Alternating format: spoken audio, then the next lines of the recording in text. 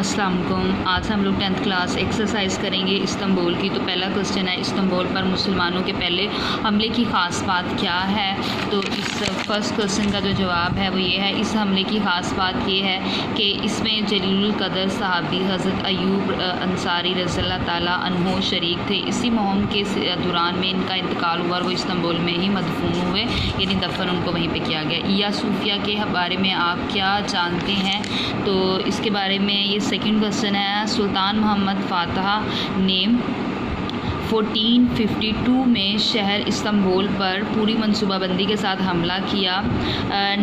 29 मई 1453 को इस्तांबुल पर मुसलमानों का मुकम्मल कब्ज़ा हो गया। सुल्तान फातहाना अंदाज से शहर में दाखिल हुआ और वह सबसे पहले इसने या सूफिया में जुमे की नमाज़ पढ़ी। तो ये आपका सेकंड क्वेश्चन है। उसके बाद थर्ड है, तुर्की में जुमातुल मुबारक का आधा खुतबा किन किन ज़बानों में होता है। तो ये आधा खुतबा अरबी और आधा तुर्की में होता है।